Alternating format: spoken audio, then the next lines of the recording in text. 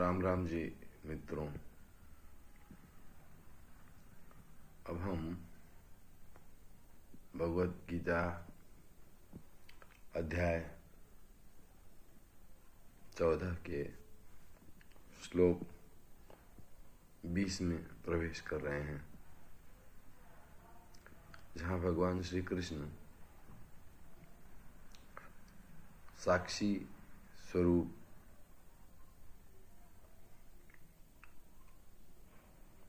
की चर्चा कर रहे हैं। भगवान श्री कृष्ण कहते हैं, गुणान एतान अतीत्य त्रीन देहि देह समुद्भवान जन्म मृत्यु जरा दुःखैः विमुक्तः अमृतम अश्नुते। अर्थात जो व्यक्ति संसार को दृष्टा की भांति देखता है, ऐसा पुरुष शरीर की उत्पत्ति के कारण रूप इन तीनों गुणों का उल्लंघन करके जन्म मृत्यु वृद्धावस्था और सब प्रकार के दुखों से मुक्त हुआ परमानंद को प्राप्त होता है। साक्षी की अवस्था में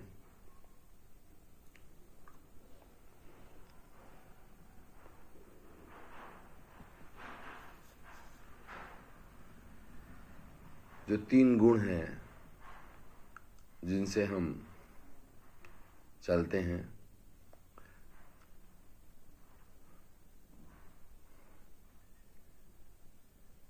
तमोगुण, रजोगुण और सत्वगुण,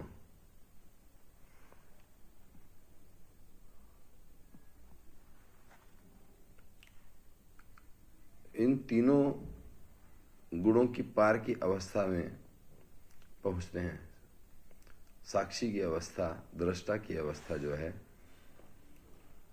वो त्रिगुणातीत अवस्था हो जाती है। इसलिए इन तीनों गुणों का प्रभाव जो है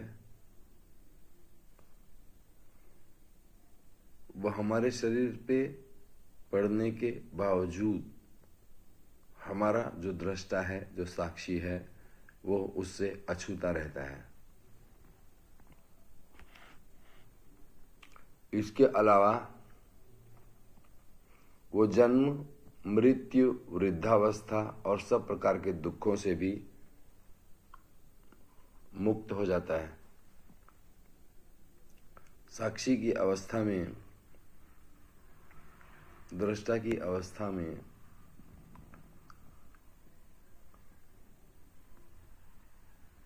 शरीर की जो व्याधियां हैं,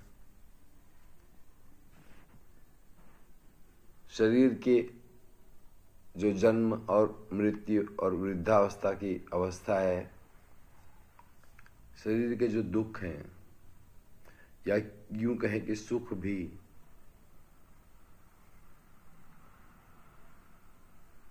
दोनों के पार की अवस्था है साक्षी और दृष्टा।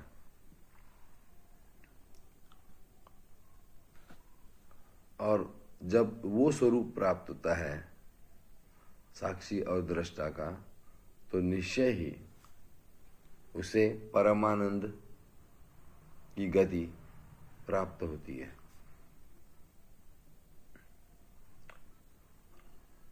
परमानंद सुख दुख के पार की वो अवस्था है। भगवान श्री कृष्ण इस श्लोक में साक्षी का सूत्र, दृष्टा का सूत्र दे रहे हैं।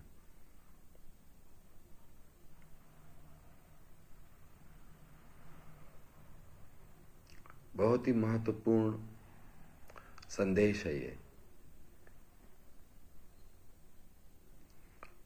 अब इतना ही।